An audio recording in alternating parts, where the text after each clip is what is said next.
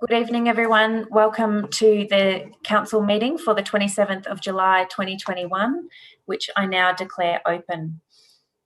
I'm sure you're all as pleased as I am that the current Victorian lockdown will be ending tonight.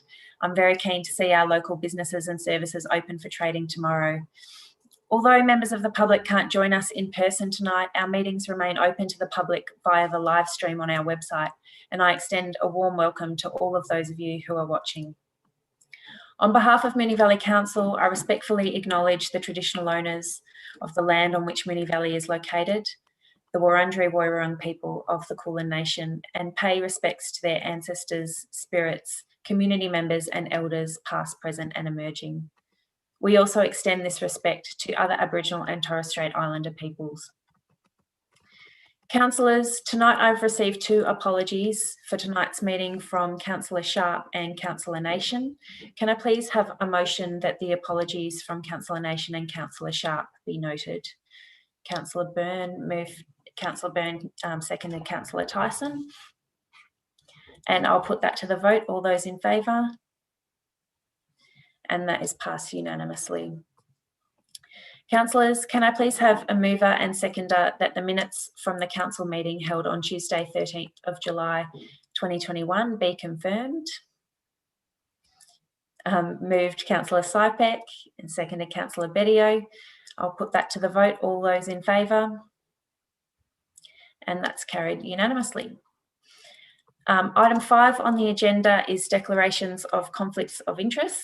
Does any councillor have a conflict of interest in any item on the agenda this evening? There being none, I'll move to item 6, presentations. And councillors recently visited the Canberra conference, the ALGA conference, and I believe we have a few presentations tonight. Councillors, Councillor Adams.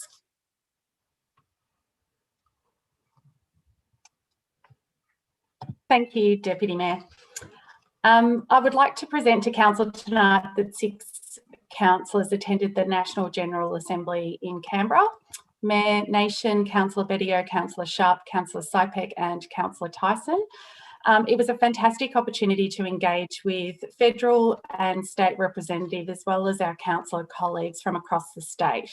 I know all councillors, from across Australia. I know all councillors that are present would like to speak briefly to our highlights of the trip. I'll start.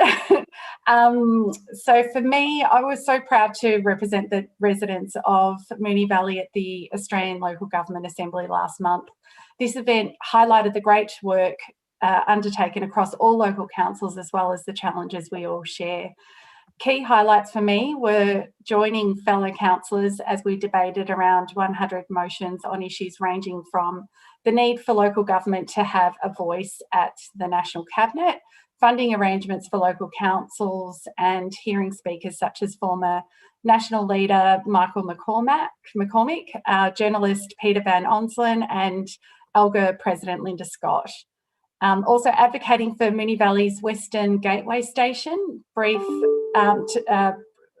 to brief federal leaders about our municipality's COVID recovery and response, and promote support for sports and arts in our community. Also attending Parliament House at question time at the invitation from our local federal MP Bill Shorten was a real highlight, given it was Barnaby's first day as deputy. And acting, I think he was acting PM on the day as well, because Scott Morrison was in isolation. As a new councillor with very little political experience, this event was extremely valuable. It was the first time I'd been inside Parliament House, and I learnt so much about our democratic system at a federal level through our advocacy efforts. It was also extremely valuable to network with representatives from councils from across Australia. Councillors, this was an important and worthwhile event for councillors to attend, and I would encourage a deputation to participate in this event again next year. Thank you.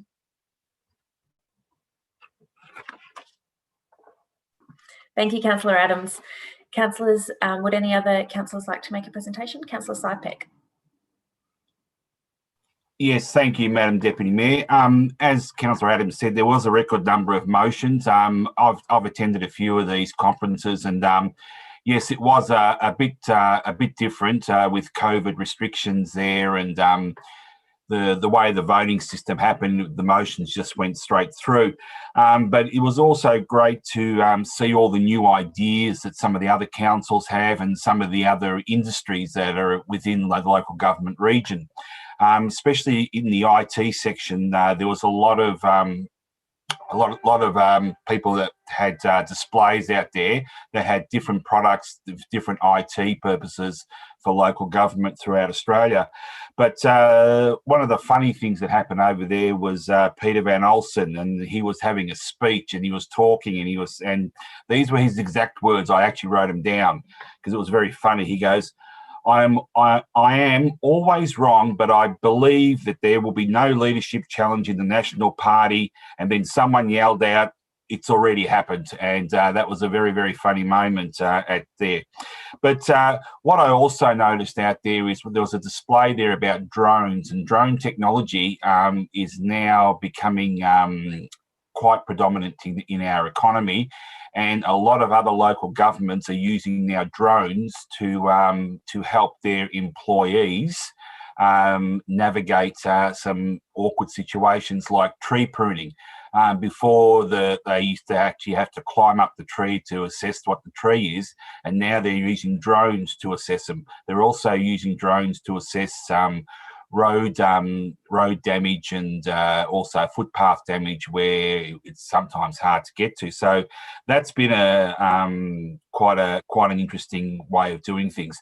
Other councils have actually used drones, and what they do is they put sensors in sporting grounds, and they can work out in certain sections where there's too much hydration of water or they haven't got enough fertilizer, and the drone scans the sensors, and they're actually getting quite a better yield. And that's actually came from the agricultural industry, where they actually had sensors with crops, and then the drones would fly over and collect data. So they're now adapting it to sporting grounds and making sure that they're properly fertilised and watered.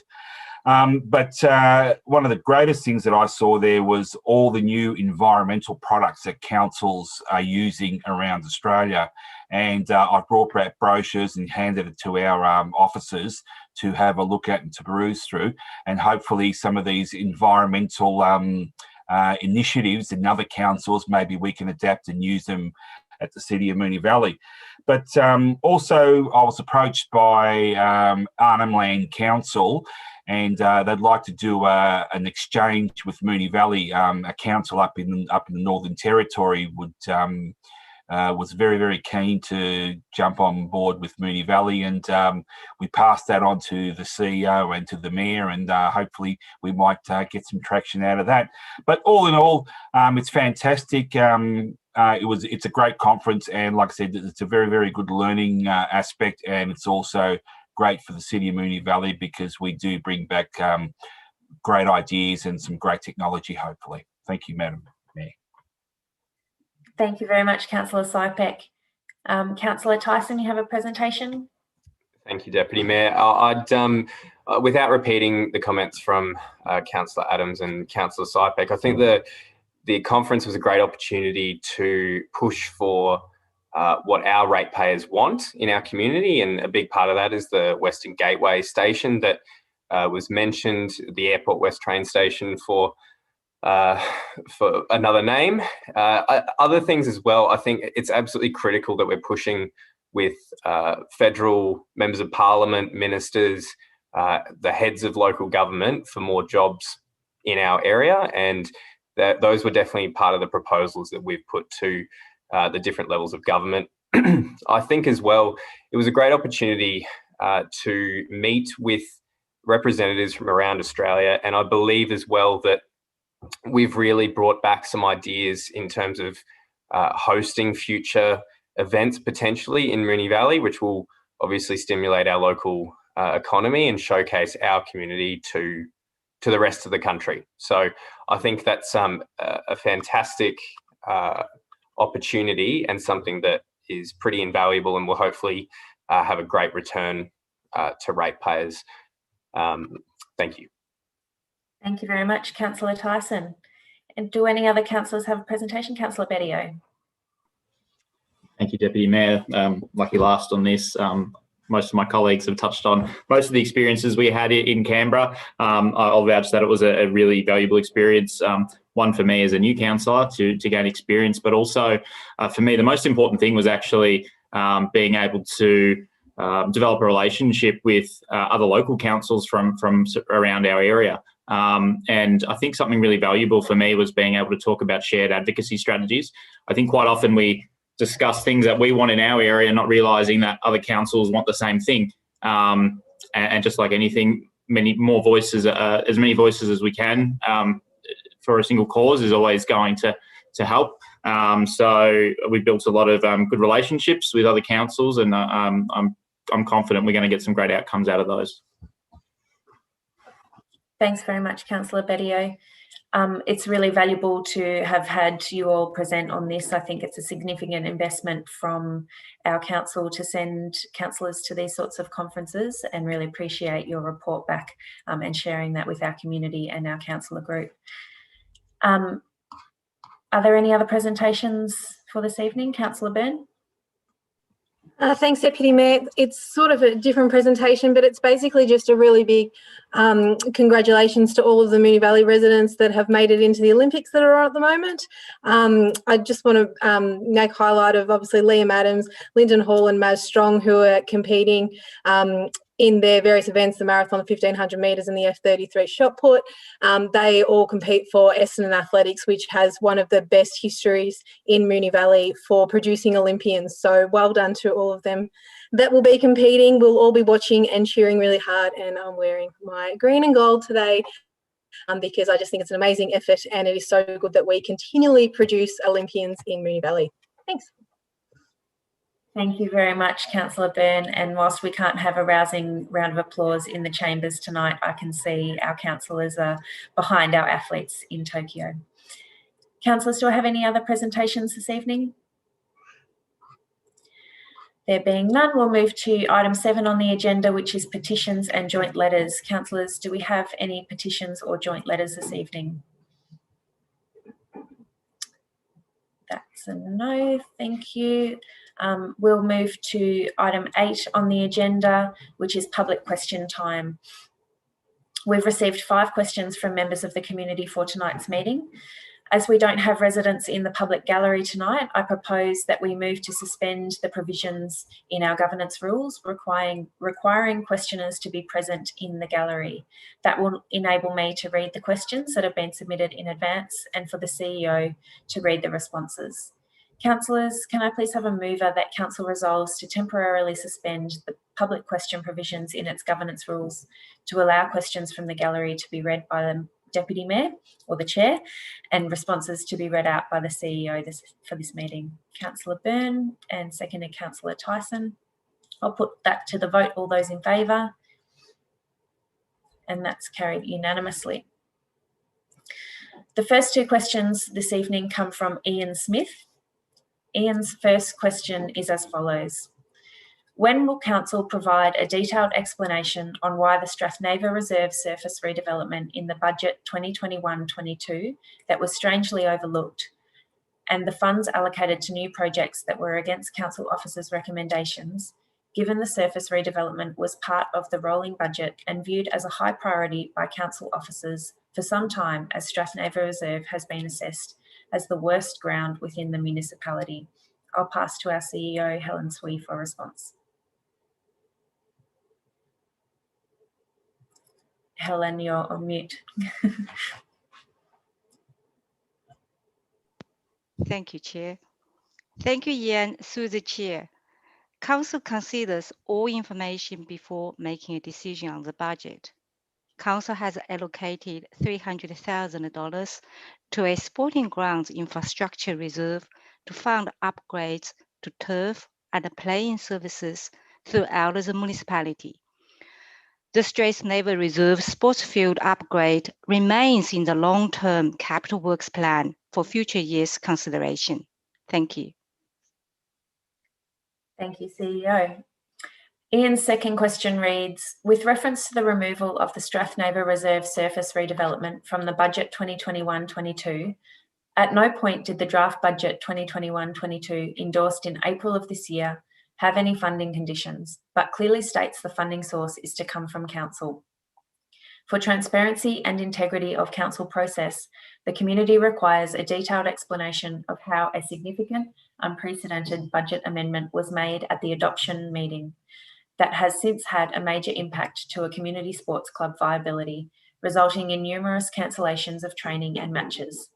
The annual reoccurring poor surface at Strathnaver Reserve is an embarrassment to the community and a reflection of Council who have developed a fantastic sports pavilion, but a surface more aligned for growing potatoes. I pass to the CEO, Helen Swee, for response. Thank you, Ian. Through the chair. Council's budgeting process was a statutory process which included a public consultation process.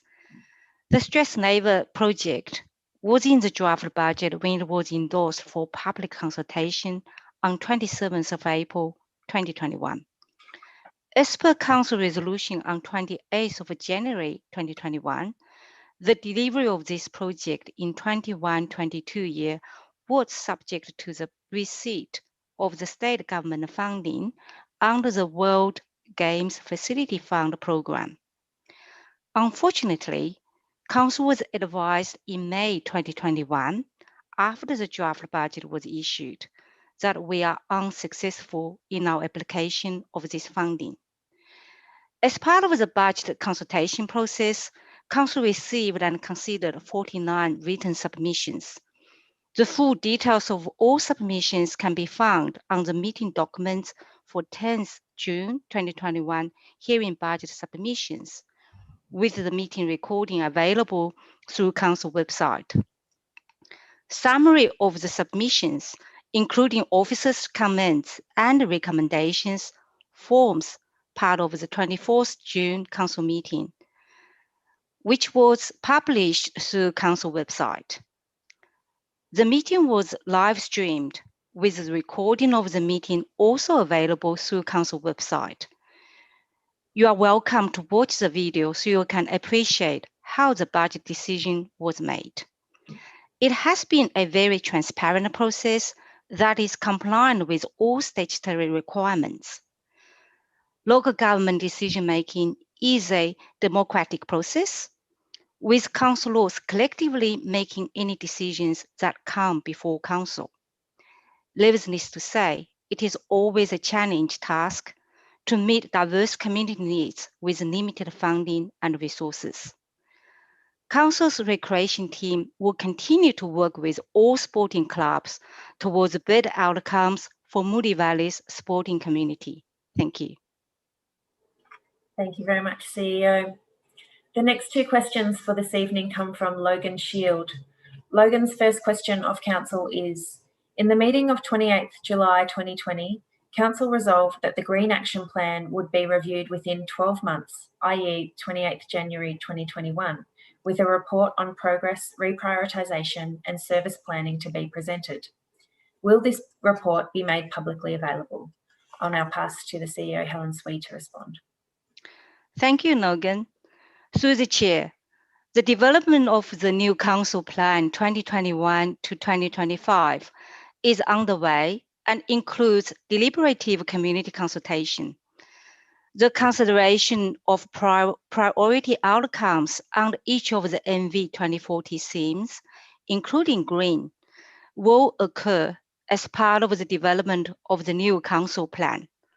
The plan will set the strategic directions and key priorities of Council for the next 4 years. The items in the Green Agenda Plan remain relevant, and we continue working to implement them. Since the plan was endorsed in July 2020, we have completed a number of initiatives, including 1, procurement of 100% renewable electricity for Council's operations from 1st July 2021 through the Victoria Energy Collaboration Project with 45 other councils. The renewable energy is sourced from 2 wind farms in Victoria and will reduce Council's carbon emissions by approximately 70%. 2, we have achieved carbon neutral certification for Council operations through the Australian government's Climate Active standard. 3, we have trialed 2 energy audit programs to reduce carbon emissions in the community. One targeted low-income residents and the other targeted businesses. 4, we have completed the Rose Hill Park wetland, which provides a sustainable irrigation supply for the grassed oval area at Rose Hill Park and reduces waterborne pollution to adjacent waterways. 5, we have a new council procurement policy that includes consideration of whole of life cycle impacts and costs and social sustainability. 6, we continue to deliver programs to build the capacity of the community to achieve sustainability outcomes. We engaged with more than 3,000 residents through our Green Living events, Schools Environmental Network, Flick the Switch Schools program, My Smart Garden events, and the 2020 Sustainability Champions program. Thank you. Thank you, CEO. Logan's second question reads, in the same meeting held 28th July 2020, Council resolved to ask the CEO to determine an interim tree canopy cover target, again within 12 months. What was the recommended interim tree canopy cover target, and will this be made publicly available? I'll pass to our CEO, Helen Swee, to respond. Thank you, Logan.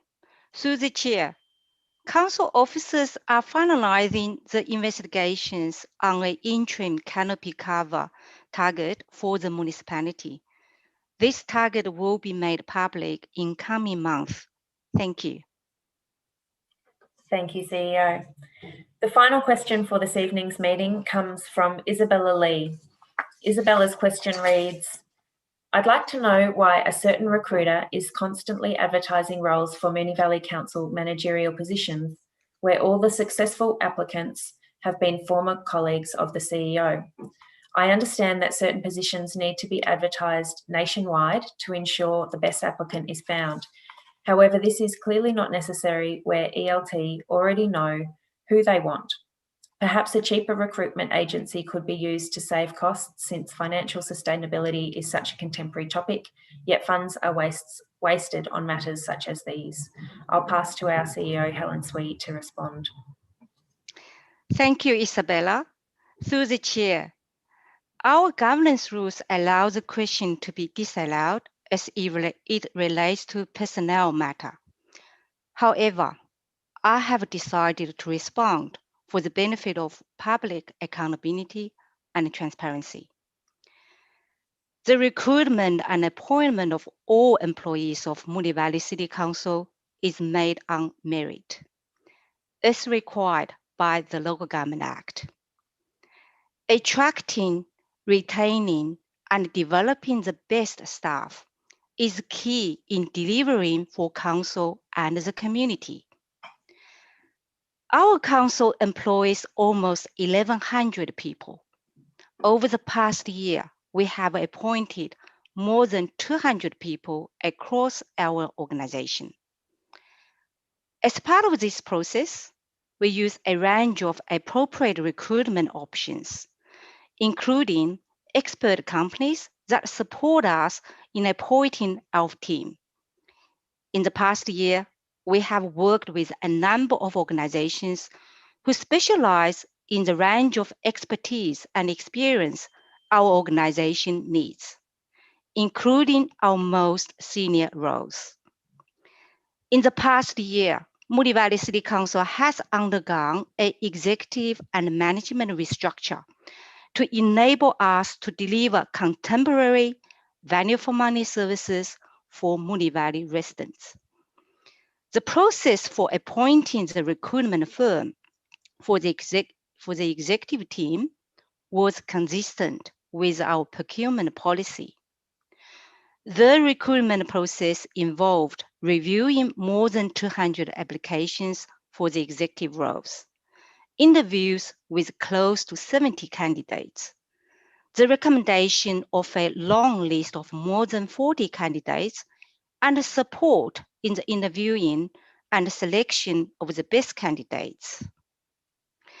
It's worth noting a further independent member was included in the selection panel that is not associated with the recruitment firm.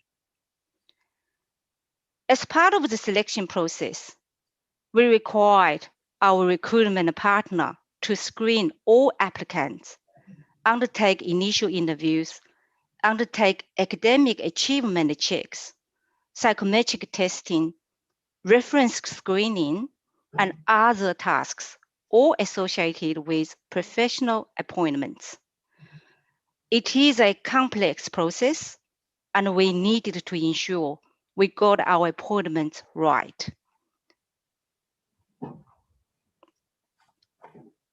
My brief to the agency was to ensure that we appoint individuals who will work together as a high-functioning team to serve our community, develop a fit-for-purpose organizational culture so we are able to deliver agreed business results and live our organizational values.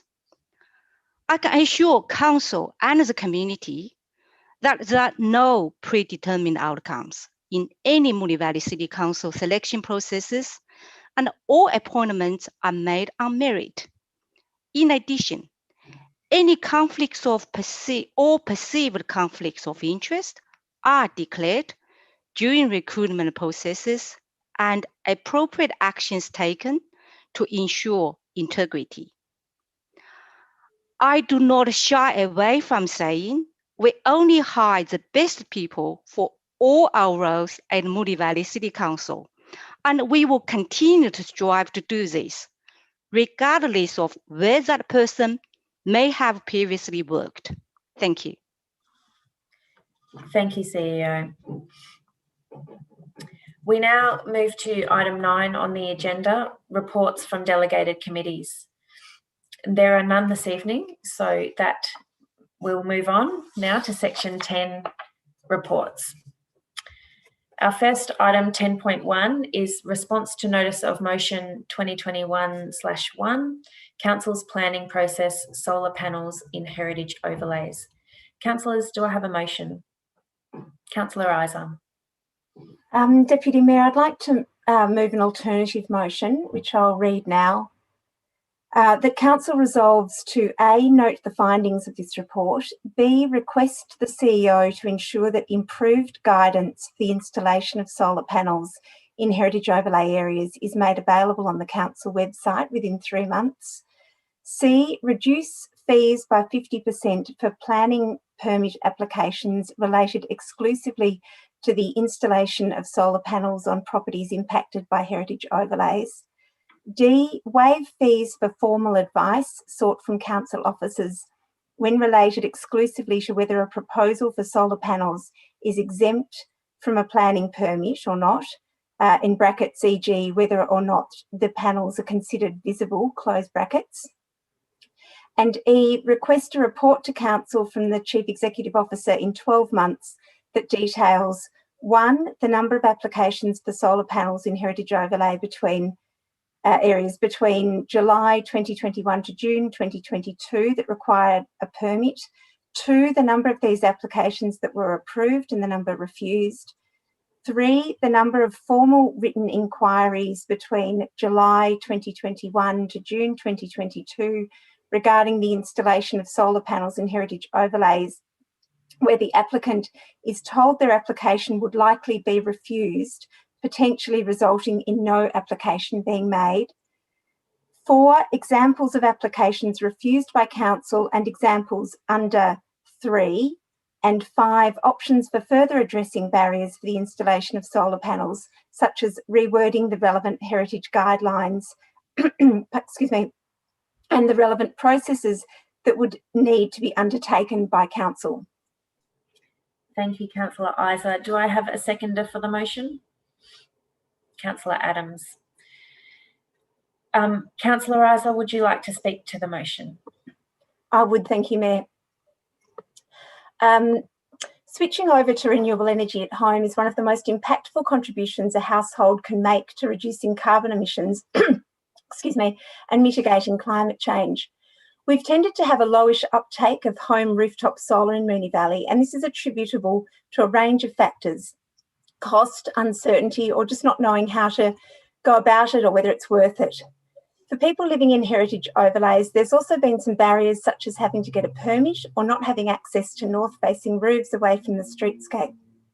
Fortunately, these barriers are less prohibitive now than they were even a few years ago. Specifically, changes to planning provisions in 2018 helped to remove significant barriers to the installation of solar panels in heritage overlay areas by making it simpler and cheaper.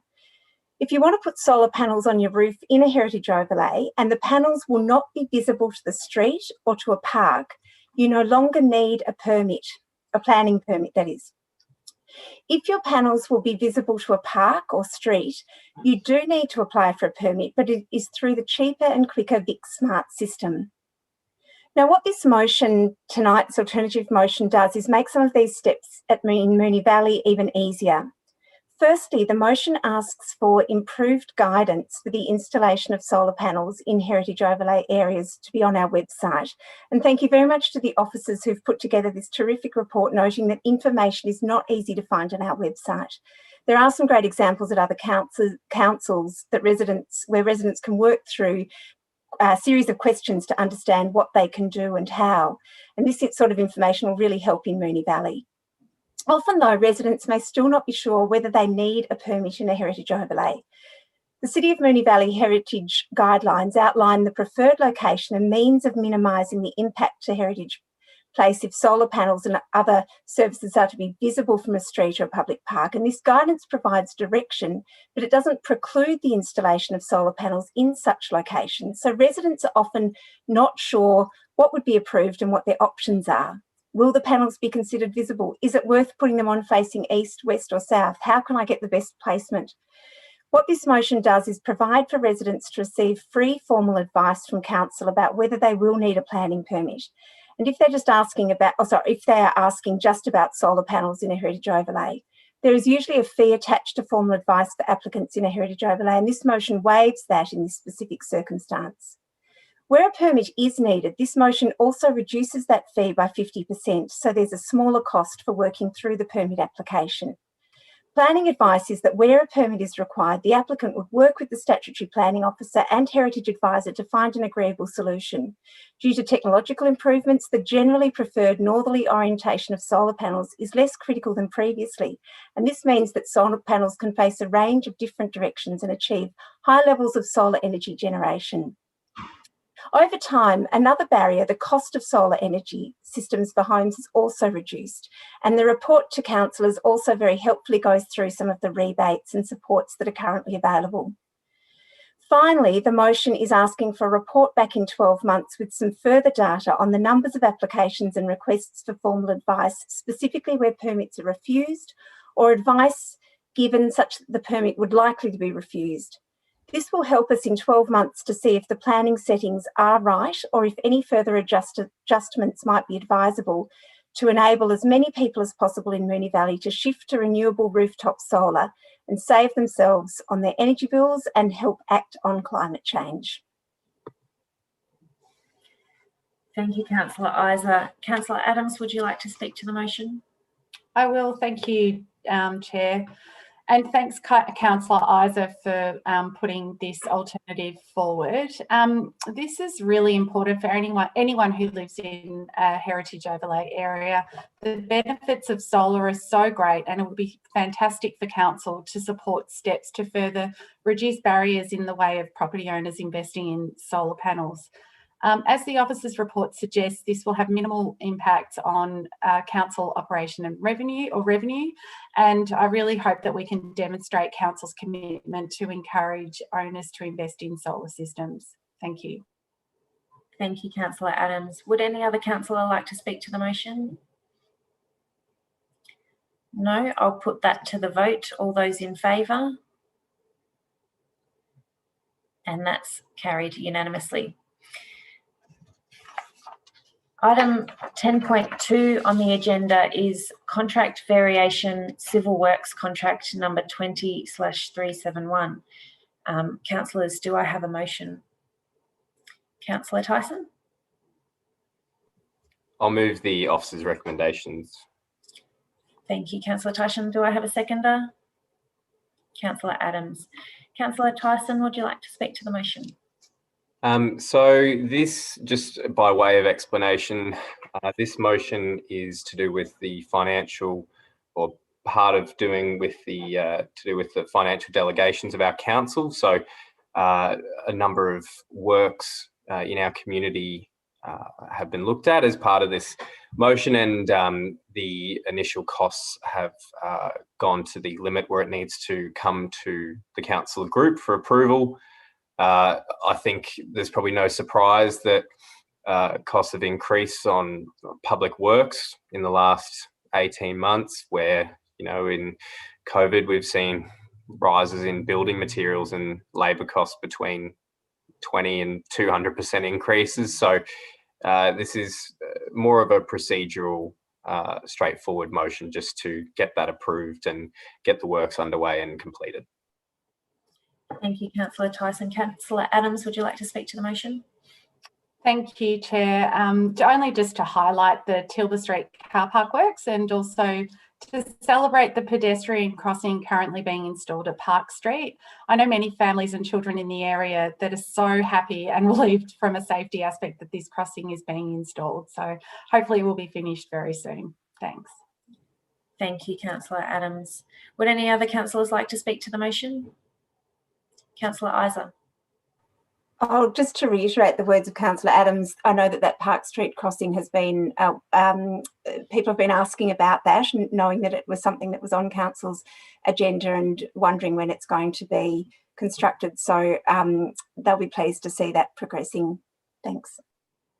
Thank you, Councillor Isa. Any other councillors like to speak to the motion? No, I'll put that to the vote. All those in favour? And that's carried unanimously.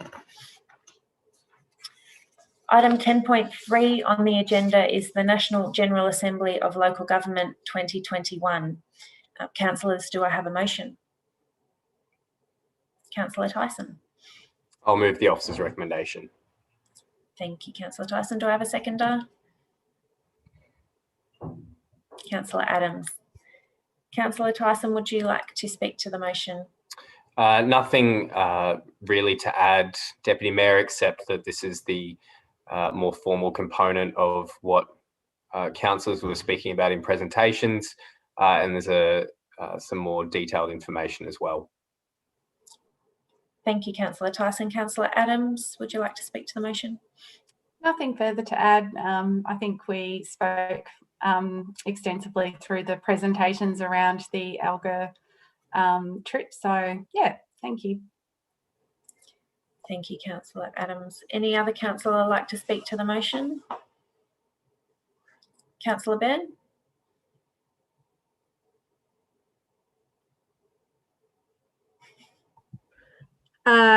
Thank you, Deputy Mayor. I would like to move an amendment, please. I'm just pulling it up. Apologies. I would like to move an extra dot point below the current officer's recommendation to read, ensures that any advocacy that Moonee Valley does between now and endorsing a strategy includes, and in brackets, but is not limited to, close brackets, a Northwest Melbourne soccer hub and a Moonee Valley highball stadium. Thank you, Councillor Byrne. I'll just confirm that governance have the wording for that motion. Just sent it to them via email and to councillors. Thank you, Councillor Byrne.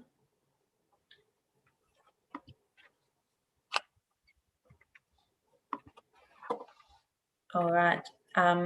With all being clear on the motion, the amendment, sorry, in front of us, can I have a seconder for that amendment? Councillor Bedio. Councillor Byrne, would you like to speak to your amendment? Thank you, Deputy Mayor. I will. Look, one of the dot points in the attachment was that councillors are encouraged to review and update the advocacy strategy to capitalise on the upcoming federal election. And I think we have a big bit of work ahead of us to ensure that we have an endorsed advocacy plan going forward. It would have been really nice if the federal election wasn't sort of so close to a new term of council, but timing is what it is. We're working through it, and we need to ensure that we have the appropriate community consultation through a full advocacy plan. We obviously had a 2018 to 2022 one, but we are in the process of refreshing it.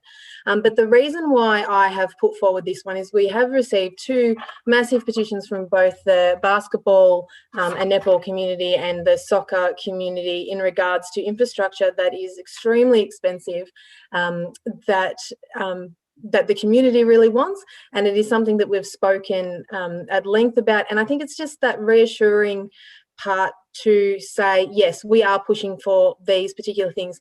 I've made sure I've included but not limited to, because I think that that's also a really important thing. We're going to be advocating for various things, and I don't want this to obviously turn into a debate where we're adding things in and pulling things out. That wasn't the intention of moving by putting in this extra dot point.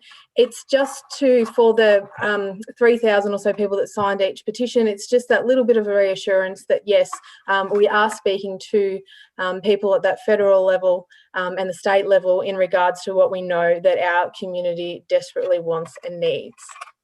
Thank you. Thank you, Councillor Byrne. Councillor Bedio, would you like to speak to the amendment? Thank you, Deputy Mayor. Not a lot more to add other than echoing Councillor Byrne's comments that there has been significant demand requests from large parts of our community for these facilities. So I think, in fairness to them, it's something that we should be advocating for in our federal advocacy strategy. Thank you, Councillor Bedio. Would any other councillor like to speak to the amendment before us? Councillor Tyson? Thanks very much, Deputy Mayor, and I appreciate Councillor Byrne's thoughts on this item. I do think, in a matter of relevance, that the amendment isn't relevant to the report, and I mean, I think there's at least 7 months away till the federal election. So I'm sure that any sort of advocacy strategy can be formulated by then. And I'm sure both of those items would be in that. So I think I would just note that, and that I probably won't support this motion just because it's not relevant to the report. And yeah, thank you. Thanks, Councillor Tyson. Would any other councillor like to speak to the amendment? Councillor Isa. Look, at the outset, I absolutely support advocacy for a soccer hub and advocacy for highball. They're things that I know that people are crying out for in Moonee Valley, and I absolutely support them being part of our council plan, our 4-year vision, our four-year capital works, our large advocacy strategy. I think, though, that this amendment to the motion is really unfair on councillors and unfair on the community, because this is not the place to be pitting councillors against each other or to be trying to put forward particular projects and leave some others out. We have had thousands of people sign petitions on climate. We've had a number of petitions about other sports as well. We are working very hard in the background on our council plan. We've had thousands of residents engage in our council planning, and in our we're working very hard also on a comprehensive advocacy strategy, and councillors are talking about that at length. So to be absolutely clear, I support these two infrastructure builds. I think that actually council's probably going to have to fund the highball itself. We're probably not going to get much support from state or federal on that. The soccer hub, we're perhaps more likely to get some federal or state money to support that, and I would welcome that. but I don't think this is the place to isolate two of our very, very many concerns across our municipality and to put those forward without all of the community engagement and the well-documented engagement processes and consultation that are part of our other community vision, community plan, and our community advocacy strategy that will be coming to us later this year. So I'm afraid I won't be supporting this amendment. Thank you, Councillor Isa. Would any other councillor like to speak to the amendment? Councillor Sypek. Thank you, Madam Deputy Mayor. I won't mince my words. I'm not going to pretend to support something and then not back it up with my vote. I think what Councillor Byrne has put up about basketball and soccer is quite relevant. We have had numerous conversations about soccer. We've had so many questions given to us before council meetings about soccer and about basketball all the time. Even tonight, we got asked about soccer. So, we were going to put down new grass down at Strathnova Reserve, but we've ripped that out of the budget. And now is our opportunity to try and bring it back in and hopefully get that ground fixed up. So, Madam Deputy Mayor, I will be supporting this. I'm not mincing my words. Thank you, Councillor Sypek. Would any other councillor like to speak to the amendment? Councillor Adams. Thank you, Deputy Mayor. I think it's important to note that these two items are absolutely going to, I think, end up in our advocacy, regardless of the outcome of whether this amendment falls or not. So just wanted to say that. Thanks. Thank you, Councillor Adams. I believe everyone has spoken to the current amendment. So, Councillor Byrne, your right of reply. Thank you, Deputy Mayor, and thank you to all the councillors that spoke. I will touch on, firstly, to Councillor Bedio and Councillor Sypek, thank you very much for your encouraging words. I know that we've had plenty of conversations, as all councillors have, with lots of residents within the municipality. Touching on what Councillor Tyson said, being not relevant to the report, at the end of the day, we probably spent, and I don't know the number because it wasn't in the report, but potentially 30 grand on councillors going up to Canberra without an advocacy, without any sort of endorsed advocacy.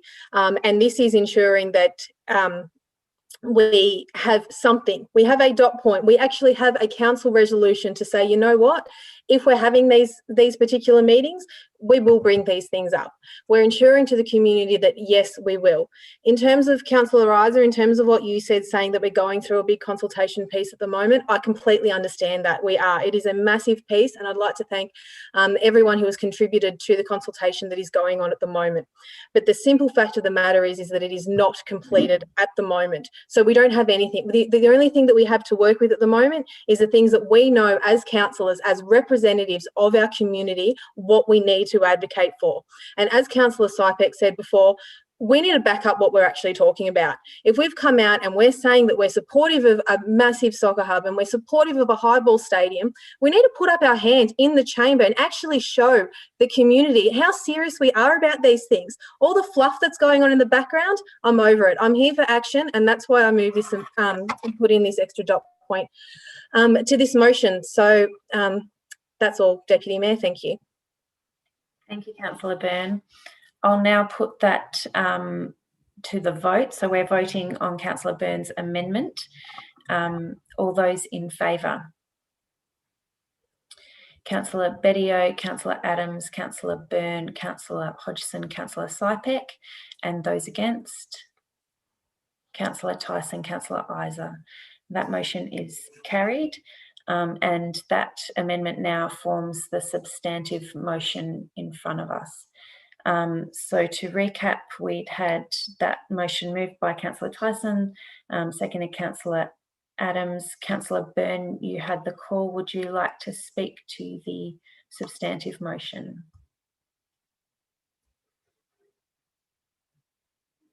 Councillor Byrne, would you like to speak to the substantive motion? No, sorry. Thank you. Thank you. Would any other councillor like to speak to the motion? Councillor Isa. I'd like to move an amendment, if I may, Deputy Mayor.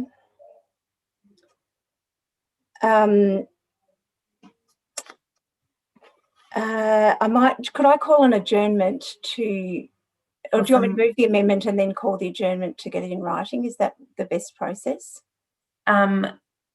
Maybe we could just, I can call an adjournment so that we can get time to draft wording for an amendment.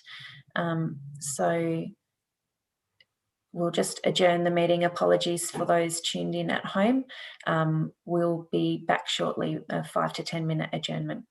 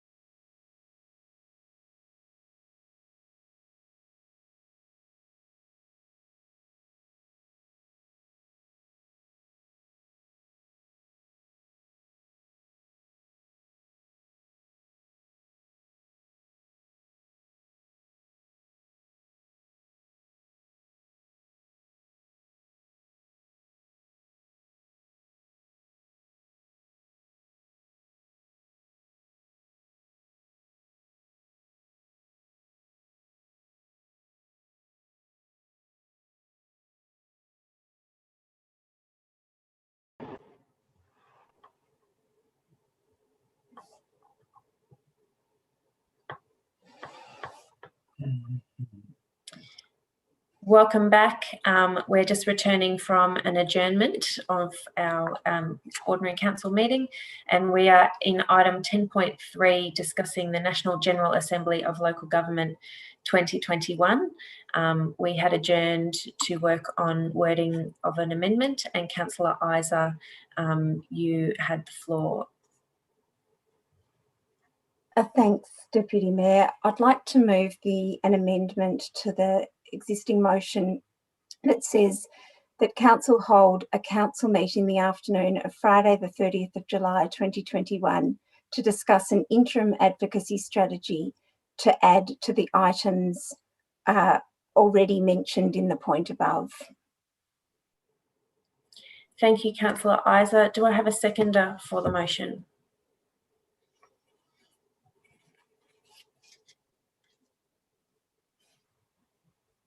Do I have a seconder, councillors, for the motion? In the absence of a seconder, councillors, I can't accept that motion onto the floor. Councillor Isa, you have the floor. Would you like to speak to the motion? In which case I'll move a further amendment, if I may, Deputy Mayor. I'll move an amendment, so I just need to see the wording of the existing. So I'll move an amendment to add to the point, I don't know if it's labelled point B, but to the point that says, but is not limited to, a Northwest Melbourne soccer hub and a Moonee Valley Highball Stadium and beautifying Moonee Ponds Creek, and action on climate change such as a community battery, and a headspace clinic for Moonee Valley, and support for public housing, and local sports field lighting package. Thank you, Councillor Isa. I might give you a moment and for governance to Councillor Isa, I'm not sure if you're able to type that into the chat. I can try. Sorry, I've got three screens open, and Councillor, if you'd like to read it out again, I'll try and capture that in the chat. So, and a Moonee Valley Highball Stadium and beautifying Moonee Ponds Creek, and action on climate change such as a community battery, and a headspace clinic for Moonee Valley. Sorry, and action on climate change such as a community battery, and a headspace clinic for Moonee Valley,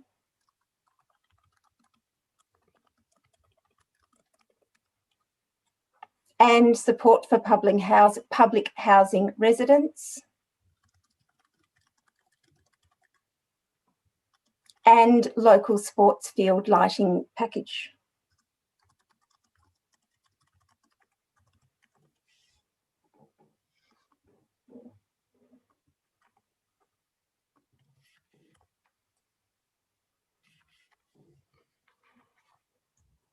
Thank you, Councillor Isa. And governance has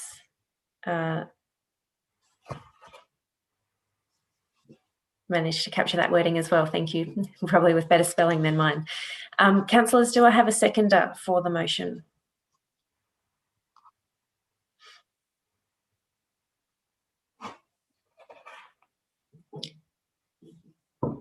Councillors? In the absence of a seconder, the motion lapses. Councillor Isa, would you like to speak to the motion? Madam Mayor, can we put it to the vote, please? Councillor Sypek, Councillor Isa has the call at the moment and has her time to speak. It's okay, Councillor Sypek's moved a procedural motion. If he has a seconder, that's allowed. I do have the call at the moment, but thank you, Councillor Isa. Councillor Sypek, your procedural motion is to put the motion? Do I have a seconder for Councillor Sypek's procedural motion?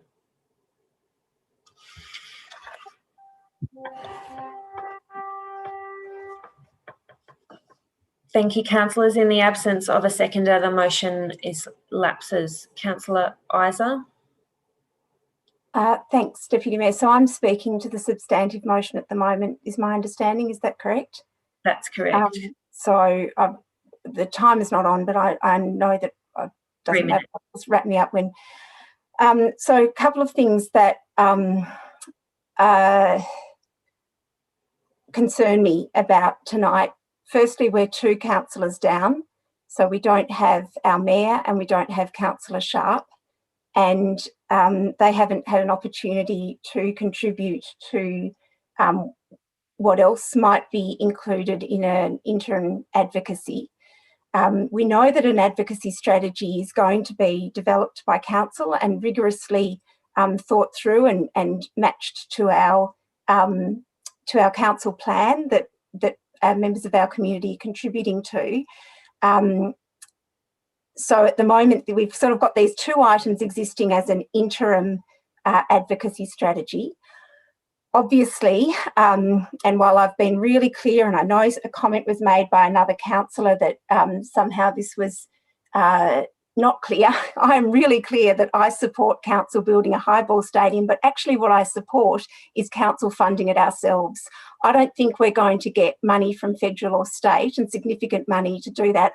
My view is that we need to build into our capital works projects and our capital works expenditure council building a highball stadium. What we're talking about here is just what we're advocating for state and federal governments. And an advocacy strategy is vastly different to a council plan. An advocacy strategy is not what we want to achieve for our community in the next 4 years. An advocacy strategy is what we want to pitch to state and federal government that we might think fits into their election agenda. It's actually much more politically nuanced than just what we think what we know our community wants. We know our community wants a highball stadium. We have to be building that ourselves and not relying on this advocacy strategy. We know that our community wants a soccer hub, and I do think there's some scope for some federal or state money on that, so I absolutely support that. But an advocacy strategy is not something that comes up through a dot point in a report on the floor in this way when we're down 2 councillors. An advocacy strategy has to be smart, it has to be politically savvy, it has to reflect what we're likely to match in terms of what our state and federal leaders are telling us that they might be able to support. And it has to be an inclusive strategy that reflects a diverse and inclusive breadth of our community. And we're 2 councillors down, and we cannot be assured that we've covered everything off. I put forward a number of different actions, and obviously there wasn't even a seconder for that. So, you know, that's pretty disappointing too. Thank you, Councillor Isa. Would any other councillor like to speak to the substantive motion?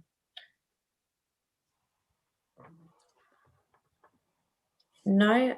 Councillor Byrne, as the mover of the amendment, would you like a right of reply? Thank you, Deputy Mayor. Just briefly, obviously this is, turned out to be a little bit more contentious than what I would have thought. These are just 2 things that I know have a lot of community support. I specifically put in there to ensure that it's not limited to only these 2 things. There were obviously various things that people went up to Canberra for to pitch, and they could have come from anywhere. I just wanted to ensure to the community that at least these 2 things will be discussed going forward.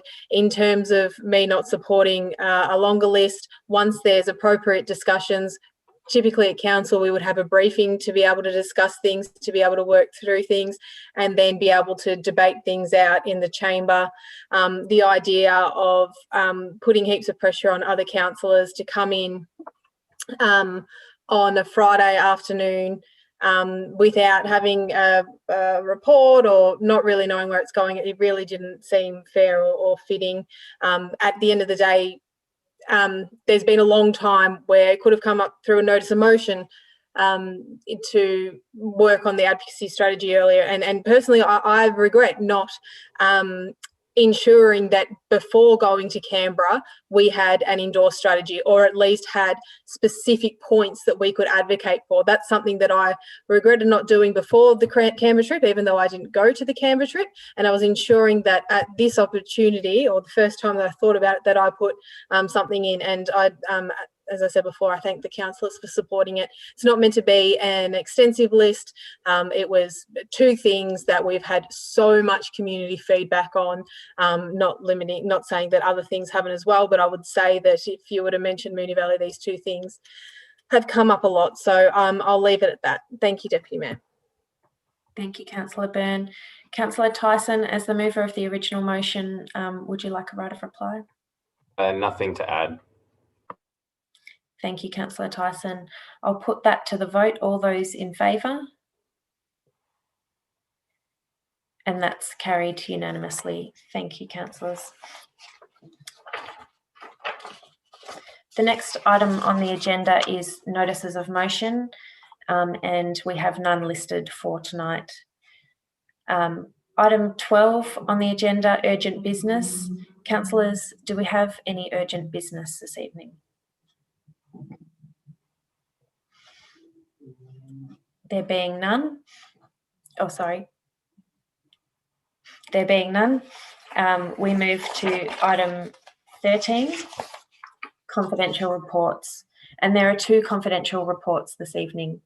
Councillors, can I have a motion that the meeting be closed to members of the public in accordance with section 62(2) of the Local Government Act 2020 to allow for consideration of confidential information under the following sections. Section 3, subpoint 1G, private commercial information being information provided by a business, commercial or financial undertaking that 2, if released, would unreasonably expose the business, commercial or financial undertaking to disadvantage as they contain the business's financial details. And section A, council business information being information that would prejudice the council's position in commercial negotiations if prematurely released. Council will be exploring alternatives and does not want the market to know what our current costs are, as this would influence potential alternative vendors. Can I have a mover for this? Councillor Adams, and a seconder, Councillor Bedio. I'll put that to the vote. All those in favour? And that's carried unanimously. This is where we say good night to those watching the meeting via live stream.